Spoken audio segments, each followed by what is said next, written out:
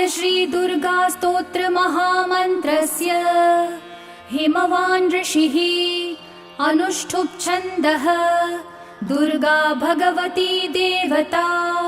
श्री दुर्गा प्रसाद सिद्ध्यर्थे जपे विनियोगः। ध्यानम् ॐ ह्रीं कालाभ्रामां कटाक्षैररिकुलभयदां मौलिबद्धेन्दुरेखां शङ्खं चक्रं कृपानं त्रिशिखमपि करैरुद्वहन्ती त्रिनेत्रां सिंहस्कन्धाधिरूढां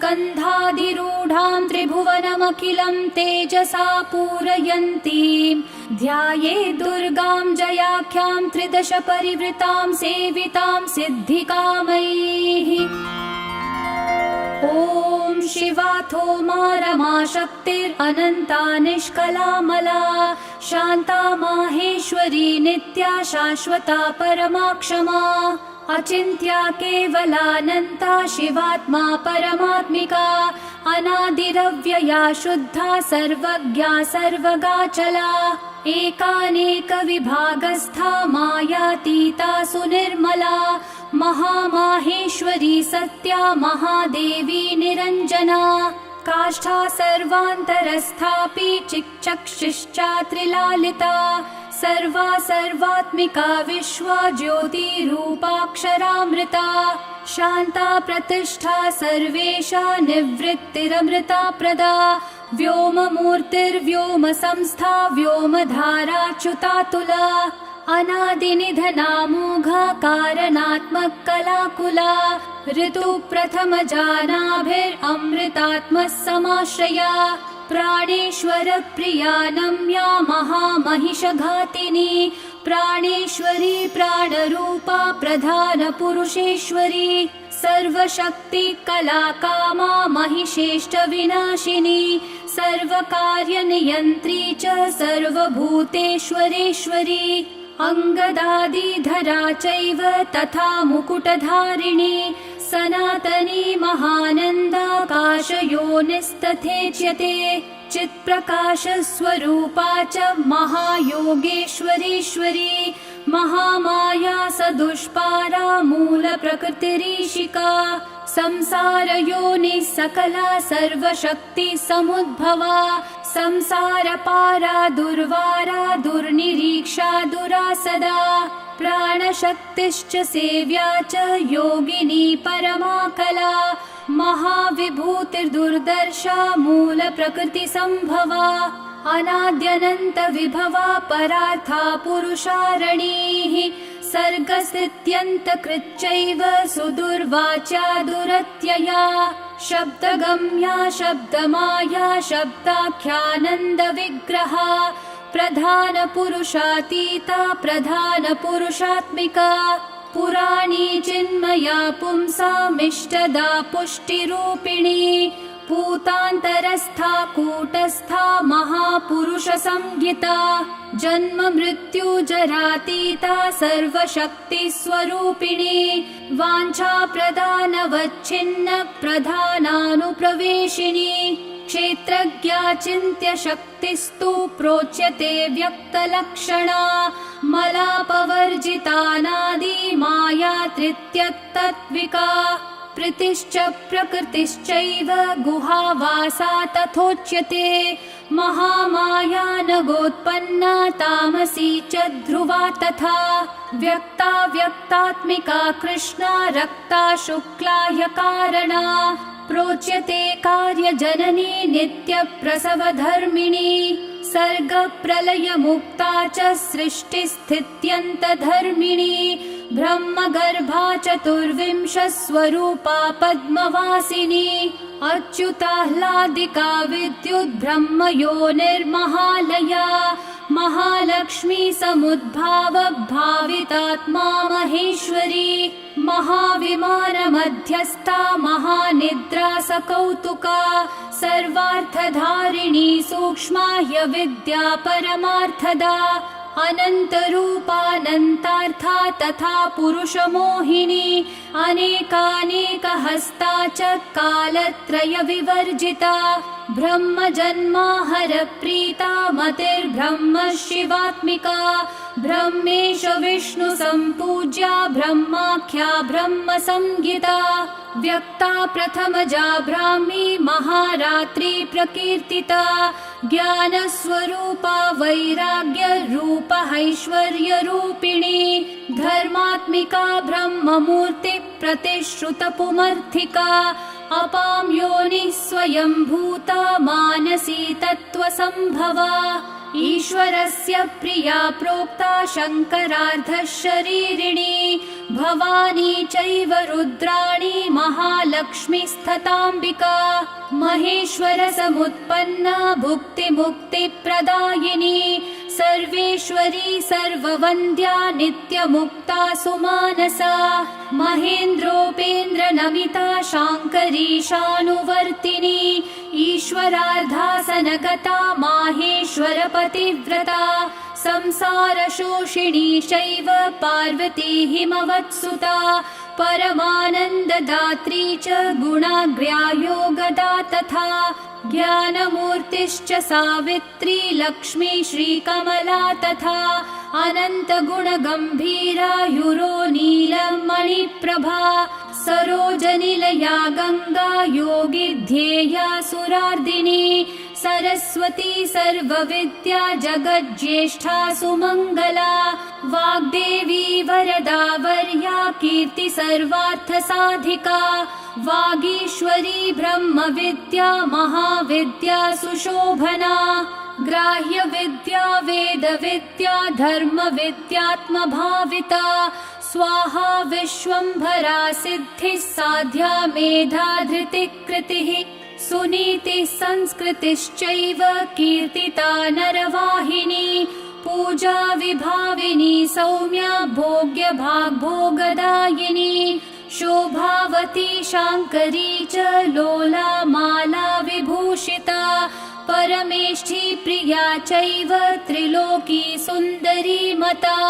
नन्दा सन्ध्या कामधात्री महादेवी सुसात्विका महामहिषदर्पग्नि पद्ममाला गहारिणी विचित्रमुकुटा रामा कामदाता प्रकीर्तिता पीताम्बरधरा दिव्य विभूषण विभूषिता दिव्याख्या सोमवदना जगत् संसृष्टिवर्जिता निर्यन्त्रा यन्त्रवाहस्था नन्दिनी रुद्रकालिका आदित्यवर्णा कौमारी मयूरवरवाहिनी पद्मासनगता गौरी महाकाली सुरार्चिता अदितिर्नियता रौद्री पद्मगर्भा विवाहना विरूपाक्षा केशिवाहा गुहापुरनिवासिनी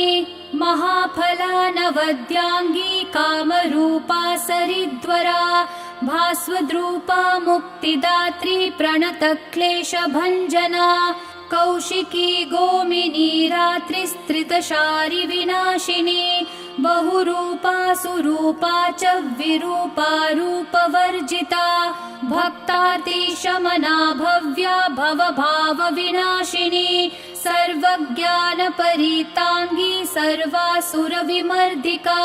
पिकस्वनी सामगीता भवाङ्कनिलया प्रिया दीक्षा विद्याधरी दीप्ता महेन्द्राहितपातिनी सर्वदेवमया दक्षा समुद्रान्तरवासिनी अकलङ्का निराधारा नित्यसिद्धा निरामया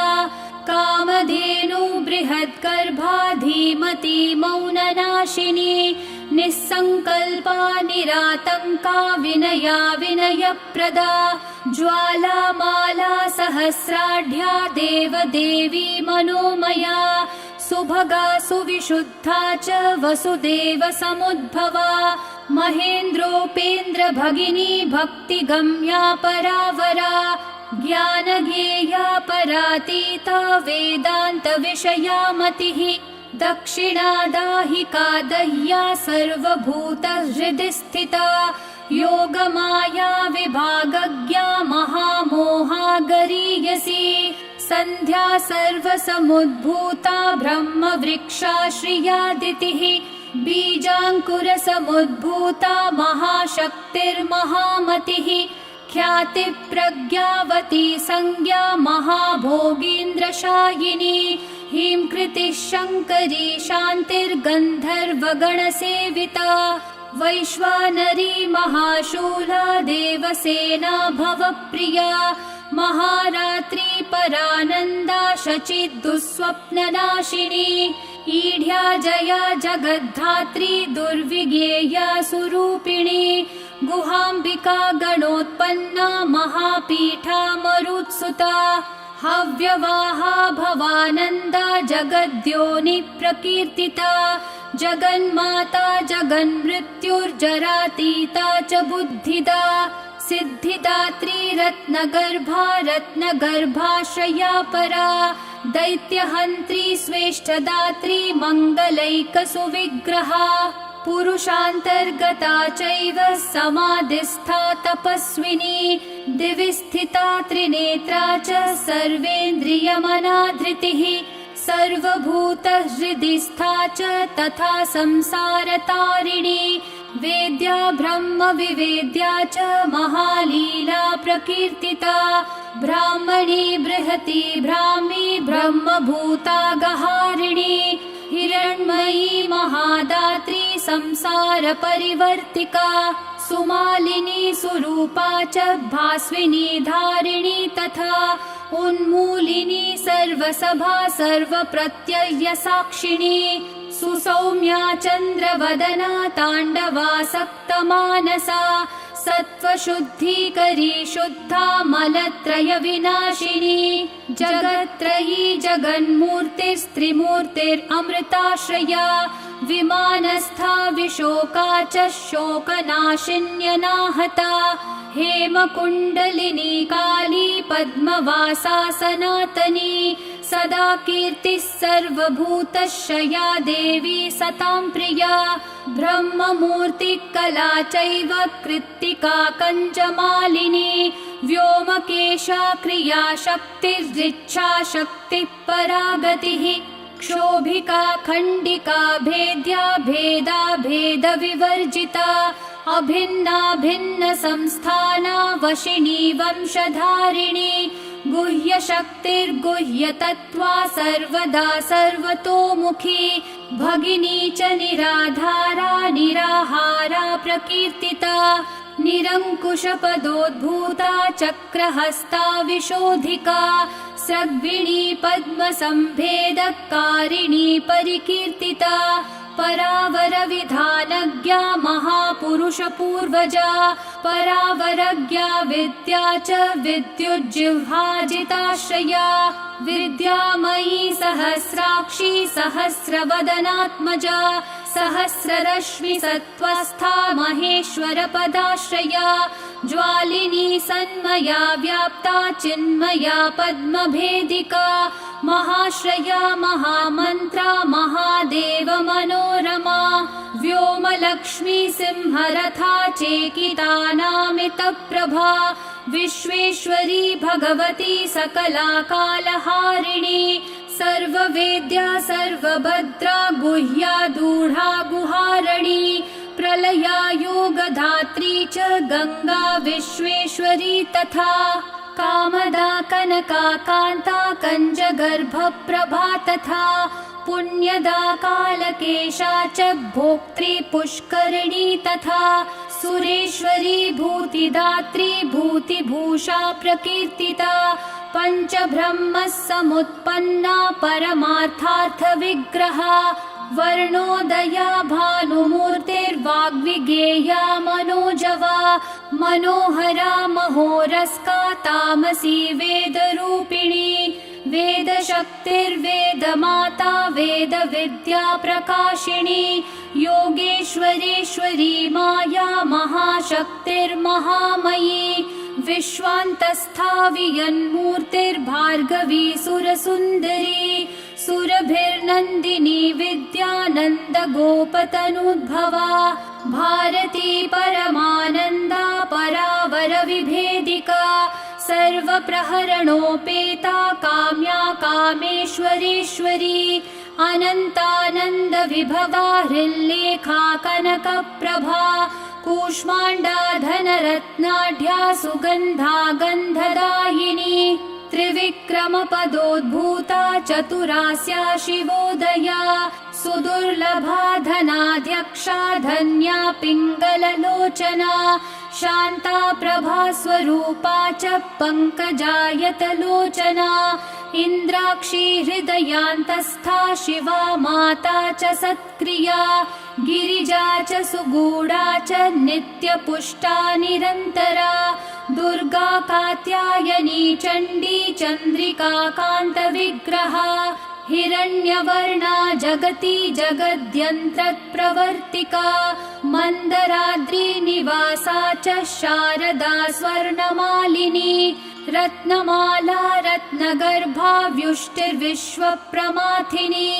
पद्मानन्दा पद्मनिभा नित्यपुष्टा कृतोद्भवा नारायणी दुष्टशिक्षा सूर्यमाता वृषप्रिया महेन्द्र भगिनी सत्या सत्यभाषा सुकोमला वामा च पञ्चतपसां वरदात्री प्रकीर्तिता वाच्यवर्णेश्वरी विद्या दुर्जया दुरतिक्रमा कालरात्रिर्महावेगा वीरभद्रप्रिया हिता भद्रकाली जगन्माता भक्तानां भद्रदायिनी कराला पिङ्गलाकारा कामभेत्री महामनाः यशस्विनी यशोदा च षडध्वपरिवर्तिका शङ्खिनी पद्मिनी सङ्ख्या साङ्ख्ययोगप्रवर्तिका चैत्रादिर्वत्सरारूढा जगत्सम्पूर्णीन्द्रजा शुम्भग्नि खेचराराध्या कम्बुग्रीवा बलीडिता खगारूढा महेश्वर्य सुपद्मनिलया तथा विरक्ता गरुडस्था च जगति हृद्गुहाश्रया शुम्भादिमथना भक्तः हृद्गह्वरनिवासिनी जगत्त्रयारणी सिद्धः सङ्कल्पा कामदा तथा सर्वविज्ञानदात्री च नल्पकल्मषहारिणी सकलोपनिषद्गम्या दुष्टदुष्प्रेक्ष्य सत्तमा सद्वृता लोकसंव्याप्ता तुष्टिः पुष्टिक्रियावती विश्वामरेश्वरी चैव भुक्तिमुक्तिप्रदायिनी शिवाधृता लोहिताक्षी सर्पमाला विभूषणा निरानन्दा त्रिशूलासी धनुर्बाणादिधारिणी अशेषध्येयमूर्तिश्च देवतानां च देवता वराम्बिका गिरे पुत्री निशुम्भविनिपातिनी सुवर्णा स्वर्णलसितानन्तवर्णा सदा धृता शाङ्करी शान्तहृदया अहोरात्रविधायिका विश्वगोप्त्री गूढरूपा गुणपूर्णा च गार्ग्यजा गौरी शाकम्भरी सत्यसन्धा सन्ध्यात्रयी धृता सर्वपापविनिर्मुक्ता सर्वबन्धविवर्जिता साङ्ख्ययोगः समाख्याता अप्रमेया मुनिडिता विशुद्धसुकुलोद्भूता बिन्दुनादः समाधृता शम्भुवामाङ्कगा चैव शशितुल्यनिभानना वनमाला विराजन्ती अनन्तशयनाधृता नरनारायणोद्भूता नारसिंही प्रकीर्तिता दैत्यप्रमाथिनी शङ्खचक्रपद्मगदाधरा सङ्कर्षणः समुत्पन्ना अम्बिका सज्जनाश्रया सुवृता सुन्दरी चैव धर्मकामार्थदायिनी मोक्षदा भक्तिनिलया पुराणपुरुषाधृता महाविभूतिदाराध्या सरोजनिलया समा अष्टादशभुजानादिर्निलोत्पलदलाक्षिणी सर्वशक्तिः समारूढा धर्मविवर्जिता वैराग्यज्ञाननिरता निरालोका निरिन्द्रिया विचित्रगहनाधारा शाश्वतस्थानवासिनी ज्ञानेश्वरी पीतचेला वेदांगपारगा मनस्विनी मन्युमाता महामन्युसमुद्भवा अमन्युरमृता स्वादा पुरन्दरपरिष्टुता अशोच्या भिन्न विषया हिरण्यरजतप्रिया हिरण्यजननी भीमा हेमाभरणभूषिता विभ्राजमाना दुर्गेया ज्योतिष्टोमफलप्रदा महानिद्रा समुत्पत्तिरनिन्द्रा सत्यदेवता दीर्घा ककुद्मिनी पिङ्गज्जटाधारा मनोज्ञधीः महाश्रया रमोत्पन्ना तमपारे प्रतिष्ठिता त्रितत्त्वमाता त्रिविधा सुसूक्ष्मा पद्मसंश्रया शान्त्यतीतः कलातीतविकारा श्वेतचेलिका चित्रमाया शिवज्ञानस्वरूपा दैत्यमाथिनी काश्यपी कालसर्पा भवेणिका शास्त्रयोनिका त्रयी मूर्तिक्रिया मूर्तिश्चतुर्वर्गा च दर्शिनी नारायणी नरोत्पन्ना कौमुदी कान्तिधारिणी कौशिकी ललिता लीला परावर विभाविनी वरेण्य अद्भुतं महाम्या वडवा वामलोचना सुभद्रा चेतनाराध्या शान्तिदा शान्तिवर्धिनी जयादिशक्तिजननी शक्तिचक्रप्रवर्तिका त्रिशक्तिजननी जन्या शत्सूत्रपरिवर्णिता सुधौतः कर्मणाराध्या युगान्तदहनात्मिका संकर्षिणी जगद्धात्री कामयोनिकिरीटिनी ऐन्द्रित्रैलोक्यनमिता वैष्णवी परमेश्वरी पद्युन्मज्जननी बिम्बः समोष्ठी पद्मलोचना मदोत्कटाहंसगति प्रचण्डा चण्डविक्रमा वृषाधीशा परात्मा च विन्ध्या पर्वतवासिनी हिमवन्मेरुनिलया कैलासपुरवासिनी चाणूरहन्त्री नीतिज्ञा कामरूपात्रयी तनूः व्रतस्नाता धर्मशीला सिंहासननिवासिनी वीरभद्रा धृता वीरा महाकालः समुद्भवा विद्याधरार्चिता सिद्धः साध्याराधितपादुका श्रद्धात्मिका पावनी च मोहिनी अचलात्मिका महाद्भुता वारिजाक्षी सिंहवाहनगामिनी मनिषिणी सुधावाणी वीणावादनतत्परा श्वेतवाहनी सेव्या च लसन्मतिररुन्धती हिरण्याक्षी तथा चैव महानन्दप्रदायिनी वसुप्रभा सुमाल्याप्तकन्धरा पङ्कजानना परावरावरारोहा सहस्रनयनार्चिता श्रीरूपा श्रीमती श्रेष्ठा शिवनाम्नी शिवप्रिया श्रीप्रदा श्रितकल्याणा श्रीधरार्धशरीरिणी श्रीकलानन्तदृष्टिश्च यक्षुत्रारातिसूदनी रक्तबीजनिहन्त्री च दैत्यसङ्गविमर्दिनी सिंहारूढा सिंहिकास्या दैत्यशोणितपायिनी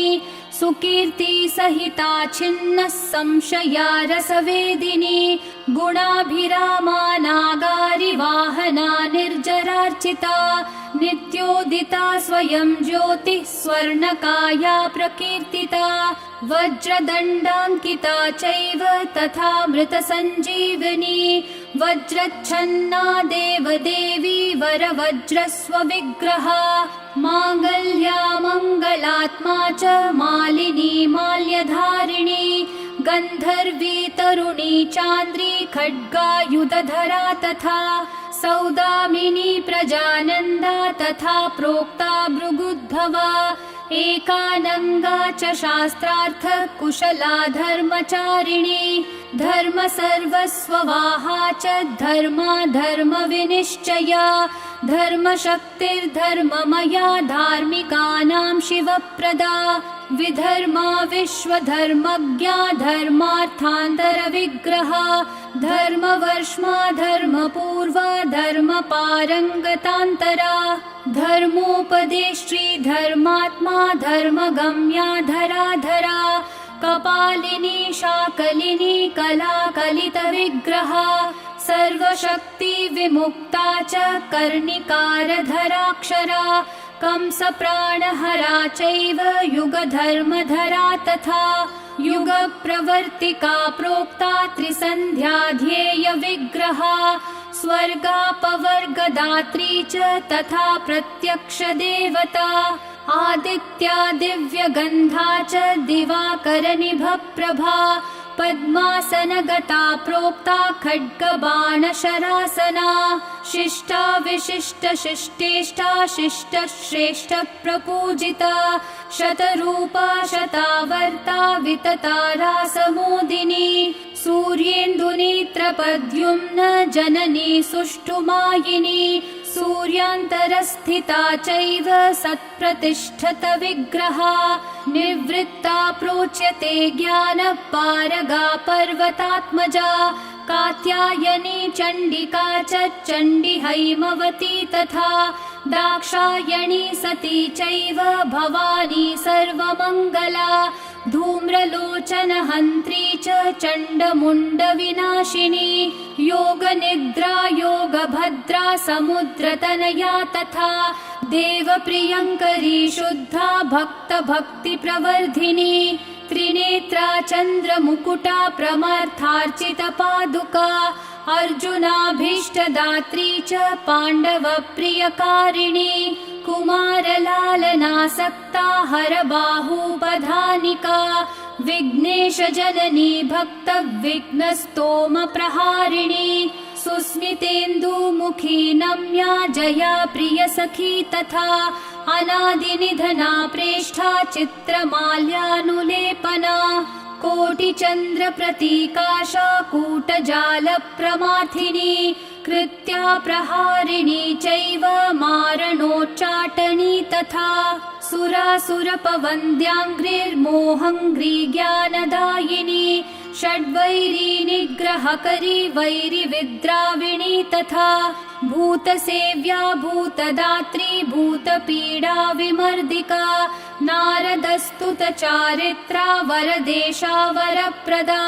वामदेवस्तुता चैव कामदा सोमशेखरा दिक्पालसेविता भव्या भामिनी भावदायिनी स्त्रीसौभाग्यप्रदात्री च भोगदारोगनाशिनी व्योमगा भूमिगा चैव मुनिपूज्यपदाम्बुजा वनदुर्गा च दुर्बाधा महादुर्गा प्रकीर्तिता इतीदं कीर्तिदं भद्रद्दुर्गा नाम सहस्रकम् त्रिसन्ध्यं यः पठेत् नित्यं तस्य लक्ष्मी स्थिरा भवेत् ग्रहभूतपिशाचादिपीडा नश्यत्यसंशयम् बालग्रहादिपीडाया शान्तिर्भवति कीर्तनात् मारिकादिमहारोगे पठतां सौख्यदं नृणाम् व्यवहारे च जयदं शत्रुबाधानिवारकम् दम्पत्यो कलहे प्राप्ते मिथः प्रेमाभिवर्धकम् आयुरारोग्यदं पुंसां सर्वसम्पत्प्रदायकम् विद्याभिवर्धकं नित्यं पठतामर्थसाधकम् शुभदं शुभकार्येषु पठतां शृणुतामपि। ॐ श्री दुर्गा सहस्रनामस्तोत्रम् सम्पूर्णम्।